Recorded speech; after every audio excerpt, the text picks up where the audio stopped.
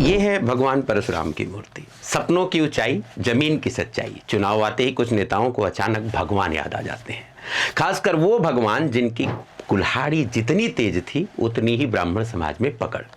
लमुआ के एक माननीय विधायक जी ने बड़े ही भावुक होकर लखनऊ में परशुराम जी की 108 फीट ऊंची मूर्ति का वादा किया। दावा था कि ये मूर्ति विश्व की सबसे ऊंची परशुराम भगवान की प्रतिमा होगी, लेकिन हकीकत में वहां अब सिर्फ कुत्ते घूम रहे हैं और मूर्ति की जगह मौन विराजमान है।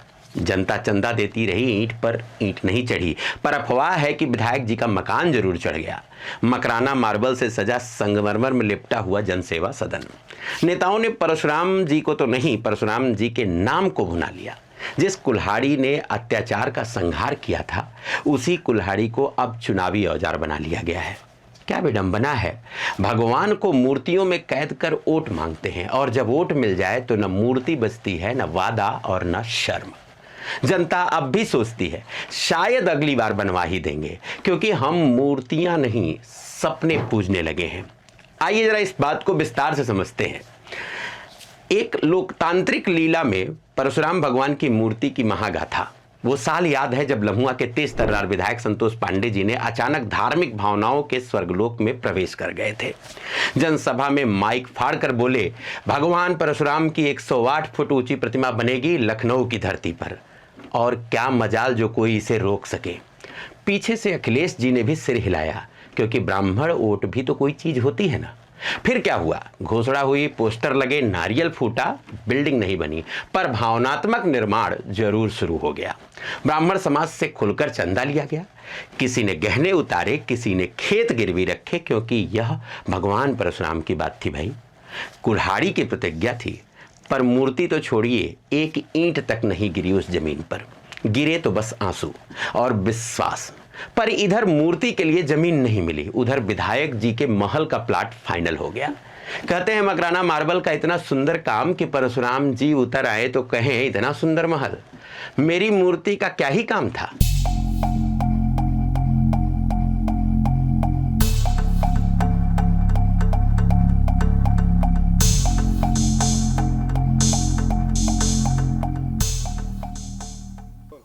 यूपी में सियासत, ब्राह्मण मतदाता और भगवान परशुराम, इनका जिक्र हर चुनाव में होता है। लगभग सभी राजनीतिक दल भगवान परशुराम के सम्मान के मद्देनज़र सियासत में वोट बैंक की तलाश करते हैं, और वो वोट बैंक है ब्राह्मण वोट बैंक। और आज हम आपको एक ऐसी तस्वीर दिखाएंगे जिसको देखने के बाद आपको लगेगा कि ब्राह्मण और ब्राह्मणों के आराध्य भगवान परशुराम राजनीतिक दलों के लिए केवल मतदाताओं को रिझाने का एक माध्यम है।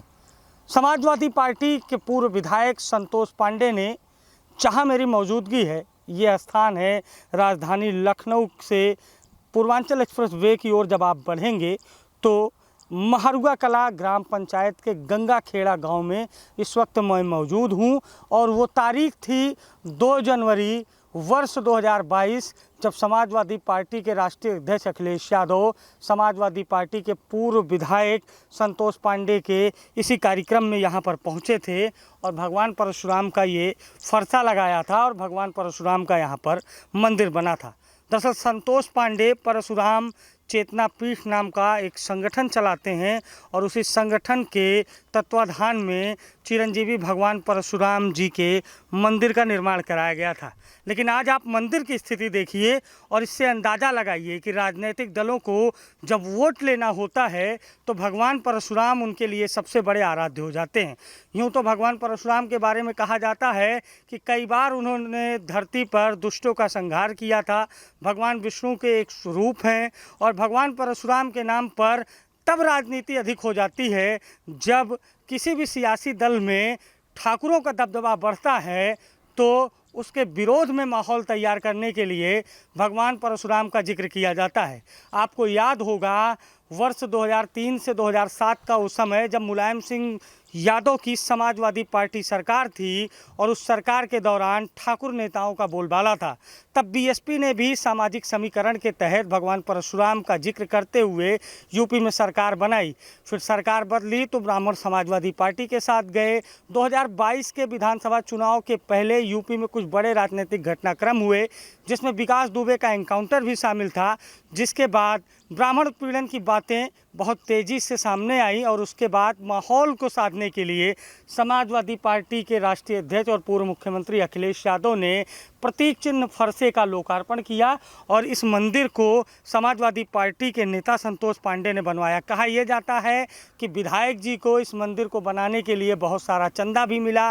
ब्राह्मण समुदाय के लोगों ने इस मंदिर और निर्माण और फरसे की स्थापना के लिए यहाँ पर बहुत सारी धनराशि भी दी, सहयोग राशि भी दी, लेकिन एक ऐलान भी किया गया था कि 108 फीट की एक प्रतिमा स्थापित की जाएगी भगवान परशुराम की।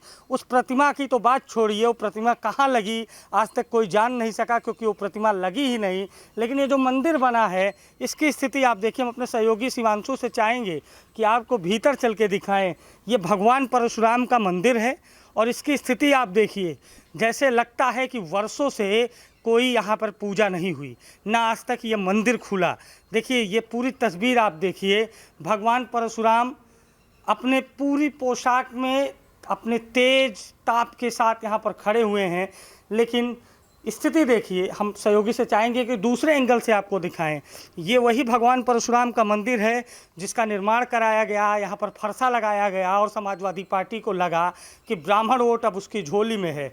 लेकिन कहा जाता है कि जैसे नीयत होती है वैसे ही आपको परिणाम भी मिलता है। और देखिए भगवान परशुराम की ये स्थिति, ब्राह्मणों के आराध्य देव, भगवान विष्णु के छठे स्वरूप, और उनकी स्थिति आप देखिए। समाजवादी पार्टी के नेता संतोष पांडे और अखिलेश यादव यहाँ पर जितनी शान से आए थे, उतनी शान, उतनी अलौकिकता के साथ आज यहाँ भगवान परशुराम नहीं है। ये देखिए तस्वीर देखिए और आप अंदाज़ा लगाइए कि भगवान परशुराम के मंदिर की और उनके प्रतिमा की स्थिति क्या है। हालांकि ये प्रतिमा 7 फीट की है, लेकिन 108 फीट की लगती तो उसकी स्थिति क्या होती।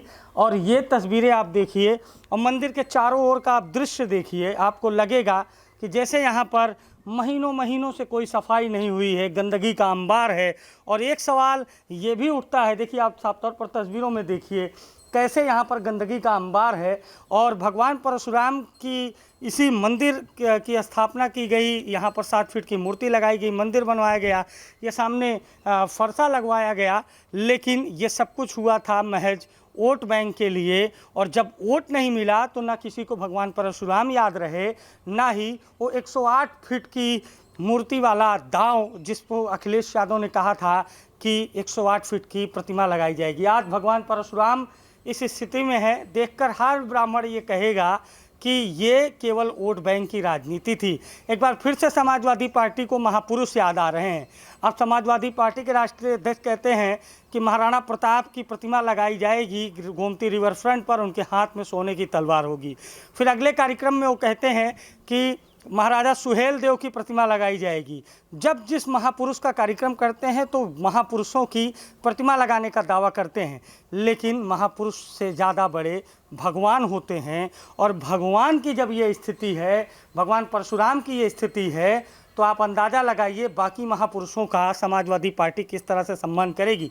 अब सवाल ये उठता है कि सत्ता के लोलुपता में भगवान परशुराम का बार बार जिक्र करके क्षत्रिय ब्राह्मण के बीच एक बड़ी खाई खींचकर वोट की सियासत करने वाले लोग, और ख़ास तौर पर समाजवादी पार्टी के राष्ट्रीय अध्यक्ष, जिन्होंने 2 जनवरी 2022 को इस मंदिर का उद्घाटन किया, न आज यहाँ पर कोई पुजारी है, न कोई पूजा करने वाला है, न कोई साफ़ सफाई करने वाला है। भगवान परशुराम भी इसी पूर्वांचल एक्सप्रेस वे से थोड़ी दूर पर यहाँ पर इंतज़ार कर रहे हैं अपने अनुयायियों का, अपने भक्तों का और उन नेताओं का जो चुनाव के पहले भगवान परशुराम को याद करते हैं। ये तस्वीरें आप देखिए, भगवान परशुराम को किस स्थिति में यहाँ पर छोड़ा गया है, भगवान परशुराम का मंदिर बनाया गया है। और भगवान भी अकेले होते हैं जब कोई भक्त नहीं होता है।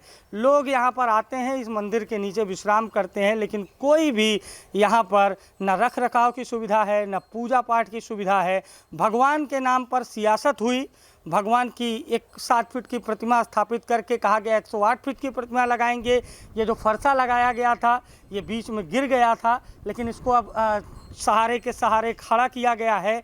लेकिन सवाल सबसे बड़ा यही है कि भगवान परशुराम का इतना अपमान जब यहाँ पर हो रहा है, जहाँ कोई पूजा करने वाला नहीं है, भगवान परशुराम के मंदिर की सफाई करने वाला नहीं है, लोग कहते हैं कि यहाँ सालों से कोई पूजा नहीं हुई है, तो अंदाज़ा लगाइए कि सियासी दल जो 108 फीट की प्रतिमा लगाने का दावा करते हैं, जो दावा करते हैं भगवान और महापुरुषों को सम्मान देने का, वो क्या करेंगे अगर सत्ता में आएंगे। तो ये महज केवल एक दल की बात नहीं है, ये उन हजारों हजार लाखों करोड़ों ब्राह्मणों के आत्मसम्मान से या उनकी जो आस्था है उससे खिलवाड़ है। क्योंकि भगवान परशुराम की मंदिर जब बन रही थी, जब भगवान परशुराम का मंदिर बन रहा था, तो कहते हैं कि किसी ने अपनी ज़मीन बेच दी, तो किसी ने अपने गहने गिरवी रख दिए।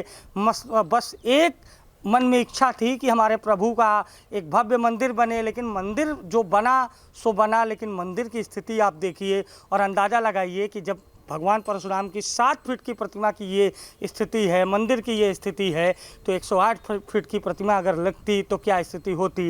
लेकिन वो प्रतिमा नहीं लगी क्योंकि ब्राह्मणों का वोट समाजवादी पार्टी को नहीं मिला और जिन्होंने प्रतिमा लगाने का मिशन उठाया वो खुद चुनाव हार गए, संतोष पांडे। लेकिन अब सवाल ये उठता है कि क्या यही होती है भक्ति? क्या भगवान महज चुनाव में याद आते हैं? क्या भगवान परशुराम का जिक्र करके ब्राह्मणों को साधने का, ब्राह्मणों को एक मंच पे लाने का जो प्रयास है वो केवल चुनाव में याद आता है? सवाल गंभीर है। और उत्तर प्रदेश का ब्राह्मण समाज जब ये तस्वीर देखेगा जो आज मैंने दिखाने का प्रयास किया है, तो सवाल ज़रूर पूछेगा समाजवादी पार्टी से, उन नेताओं से कि आपने भगवान को हाईवे के किनारे अकेले छोड़ दिया। न कोई पूजा करने वाला है, न कोई दिया जलाने वाला है, न कोई आरती करने वाला है, न कोई सफाई करने वाला है। मुद्दा था 108 फीट की प्रतिमा का, लगवाई 7 फीट की प्रतिमा, लेकिन वो भी जिस स्थिति में है उसको देखने के बाद हर कोई सोचने पर मजबूर हो जाएगा कि क्या ईश्वर सियासत के ही समय याद आते हैं या फिर सियासत भगवान पर भी भारी है। सहयोगी शिवांशु के साथ अभिषेक शर्मा, लखनऊ। भगवान अब मंदिरों में नहीं, मैनिफेस्टो में बैठते हैं। भगवान परशुराम की मूर्ति तो नहीं बनी, पर जनता की भक्ति को जरूर कुचलकर राजनीति की सीढ़ियां बन गई। चुनावी नेता जब भगवान बेचने लगे तब समझो मूर्तियां नहीं, भावनाएं टूट रही हैं। वाह रे समाजवाद, हमारा खेल तो बहुत निराला है। समाजवाद ने अब समाज को ठगने का ठेका जो ले लिया है। भारत के भाग्य विधाता, चुनाव के मतदाता, आपका विधाता ही सहारा है। जातियों के संरक्षक अखिलेश जी जो चुनावी सीजन में मूर्ति निर्माण मिशन चला देते हैं, महाराणा प्रताप, महाराजा सुहेलदेव, भगवान परशुराम और ना जाने कौन कौन से जातीय नायक इनकी घोषणाओं की लिस्ट में रहे हैं। हर चुनाव में अखिलेश जी का नया पैतरा। राजपूतों को याद दिलाओ राणा प्रताप की मूर्ति, सुहेलदेव की गाथा, ब्राह्मणों को गदगद करो भगवान परशुराम से। लेकिन बनती है बस प्रचार सभाएं, मूर्तियां नहीं। जाति जाति चिल्लाने की राजनीति अब वोटरों को नहीं, मूर्ख समझने की राजनीति बन गई है। क्या संयोग है, मूर्ति का वादा सबको मिलता है और मूर्ख बनाने का मौका नेताजी को, और जनता आज भी वही पुरानी लाइन सुन रही है। योजना प्रक्रिया में है, भूमि अधिग्रहण में विलंब हो रहा है, बजट स्वीकृत रुकी है, पर असली बजट तो किसी और की जेब में जाकर 5 BHK वाला लोकतांत्रिक बंगला बन चुका रहता है। असली व्यंग तो यह है कि नेता आजकल भगवान को भी चुनावी स्कीम बना चुके हैं। भगवान अब भक्ति में नहीं, बुलेटिन में दिखते हैं, मंदिरों में नहीं, मैनिफेस्टो में टिके रहते हैं। हर जाति के नाम पर एक भगवान, हर भगवान के नाम पर एक मूर्ति और हर मूर्ति के नाम पर एक आलीशान घर। अरे जातीय नायकों की तो दूर की बात है, यहाँ स्वयं भगवान यानी विष्णु के आवेशा अवतार परशुराम जी को नहीं छोड़ा तो जातीय नायकों की क्या ही बिसात। फिर वही पूर्व और पश्चिम फिल्म के गाने की लाइनें दोहरानी पड़ेंगी कि देते हैं भगवान को धोखा, इंसा को क्या छोड़ेंगे। जब नेता मूर्तियां नहीं भावनाएं बनाते हैं, जब तब जनता सिर्फ चंदा देती है और बदले में ठगी की मूर्ति पाती है। और जनता वो आज भी खोज रही है भगवान परशुराम की मूर्ति। प्रस्तावित स्थल पर नदारद निर्माण, जमा चंदे का हिसाब, लेकिन जवाब मिलता है वही घटाटोप सन्नाटा।